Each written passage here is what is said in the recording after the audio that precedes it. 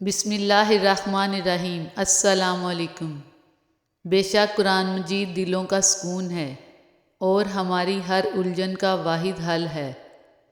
کچھ لوگ جنگلی جھاڑیوں کی طرح ہوتے ہیں، ان سے الجھنے کی بجائے بچ کر نکلنے میں ہی بھلائی ہوتی ہے۔ مضبوط اور ثابت قدم رہو، زندگی ماں نہیں ہے جو ترس کھائے گی۔ حساب کتاب صرف رب نے صحیح لگایا، سب کو خالی ہاتھ بھیجا اور خالی ہاتھ بلایا۔ ضمیر کی عدالت میں جاتے رہا کیجیے، وہاں فیصلے سچے ہوتے ہیں۔ معافی غلطیوں کی ہوتی ہے، تذلیل کی نہیں۔ کسی کو دی گئی اذیتوں کے بڑے بڑے کفارے ادا کرنے پڑتے ہیں۔ عروج میں اگر نظریں نیچی اور لہجہ نرم ہو تو زوال میں تکلیف کم ہوتی ہے۔ بعض اوقات ہم پوری طرح مخلص ہو کر بھی کسی کی نظر میں بیکار ہی ہوتے ہیں۔ محدود ہونا ہی باعث عافیت ہے، اور یہ بات ہم تب سمجھتے ہیں جب دھتکار دیے جاتے ہیں۔ ہمیشہ میٹھے الفاظ بولو تاکہ کبھی الفاظ واپس لینے پڑ جائیں تو کڑوے نہ لگیں۔ باپ کے زندہ رہنے تک ہر بیٹی شہزادی ہے۔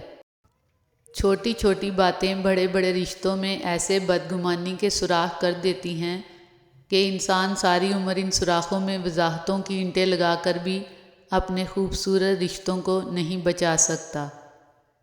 بیٹیاں دشمن کی ہوں تو بھی ان کے اچھے نصیب کی دعا کیا کریں۔ زندگی کی کتاب میں ہر صفحے پر سبق ہے، پر ہم سیکھتے نہیں۔ بیٹیاں ماں باپ کے ہر دکھ سکھ میں ساتھ ہوتی ہیں۔ منہ پر تعریف کرنے کی بجائے بہتر ہے کہ پیٹھ پیچھے برائی کرنی چھوڑ دی جائے۔ کچھ لوگوں نے ہم سے نفرت کرنے کے لیے خود ہی جواز پیدا کیے ہوتے ہیں۔ جانے کیا مجھ سے یہ زمانہ چاہتا ہے، میرا دل توڑ کر مجھے ہنسانا چاہتا ہے۔ جانے کیا بات جھلکتی ہے میری آنکھوں سے کہ ہر شخص مجھے آزمانا چاہتا ہے۔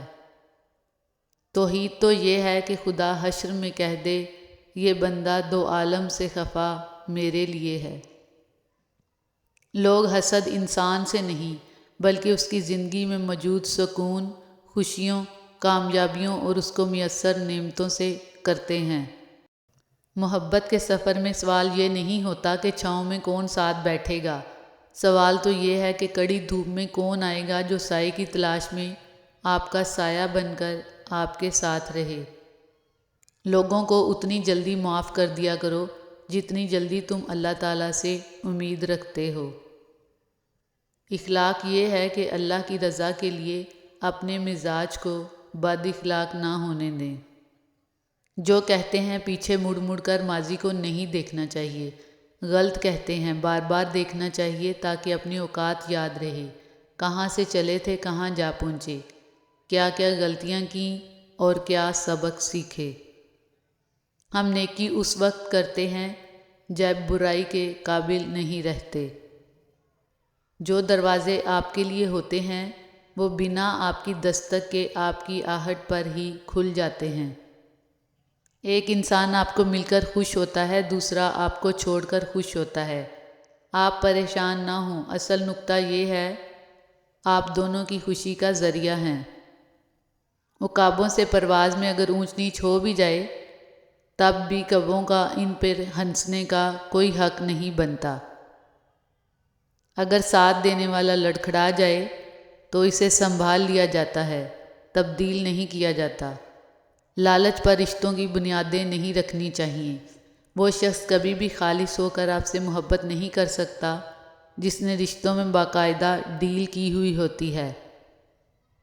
صرف ہاتھوں کو دیکھو، کبھی آنکھیں بھی پڑھو۔ کچھ سوالی بڑے خوددار ہوا کرتے ہیں۔ دل میں جب جگہ نہیں بچتی، درد آنکھوں میں پھیل جاتا ہے۔ کسی انسان سے اتنا ہی لگاؤ رکھیں جتنا آپ اس کی علیحدگی یا نفرت کا دکھ برداشت کر سکیں۔ عزت اور تعریف لوگوں سے نہیں مانگی جاتی، اللہ کی ذات دیتی ہے۔ اگر حق کو پہچان نہیں سکتے تو باطل کے تیروں پر نظر رکھو، جہاں لگ رہے ہوں وہی حق ہے۔ ہر انسان کو اپنی سوچ سے نہ دیکھے انسان، کسی کا دل گلاب کی پتیوں سے بھی نرم ہوتا ہے۔ کبھی کبھی دل کے ٹوٹنے کی آواز اتنی بے آواز ہوتی ہے کہ جو دل کے قریب ہوتے ہیں وہ بھی نہیں سن پاتے، لیکن جو شے رگ سے بھی قریب ہے وہ خوب جانتا ہے۔ ماں کے پاس جا کر بیٹھ جایا کرو، کیونکہ ماں کے ساتھ گزرا ہوا وقت قیامت کے دن نجات کا باعث بنے گا۔ 2 دن کی زندگی ہے، اسے 2 ہی اصولوں پہ گزار دو، رہو تو پھولوں کی طرح، بکھرو تو خوشبو کی طرح۔ کون کہتا ہے اللہ نظر نہیں آتا؟ ایک وہی تو نظر آتا ہے جب کوئی نظر نہیں آتا۔ جو لوگ رشتہ نبھانے کے لیے دل بھڑا کرتے ہیں، اکثر ان لوگوں کو دکھ، تکلیف اور دھوکے ہی ملتے ہیں۔ انسان اپنی زندگی میں گزرتا ہوا وقت تو نہیں دیکھ سکتا، لیکن اس گزرتے ہوئے وقت میں بہت کچھ دیکھ لیتا ہے۔ شوگر کی بیماری اتنی بڑھ گئی ہے کہ لوگوں نے میٹھا کھانا پینا تو کیا، میٹھا بولنا ہی چھوڑ دیا ہے۔ ہماری زندگیاں برف کی طرح پگھلتی جا رہی ہیں اور ہم نفسانی خواہشات کو پورا کرنے میں لگے ہوئے ہیں۔ بیٹی وہ باغ کا پھول ہے جو ہر باغ میں نہیں کھلتا۔ اللہ تعالیٰ ہر بیٹی کا نصیب اچھا کرے، آمین۔ نہ عروج اچھا ہے نہ زوال اچھا ہے، جس حال میں رکھے خدا وہ حال اچھا ہے۔ اس رب کی عظمت کو پہچانو جس کے ہاتھ میں زندگی اور موت ہے۔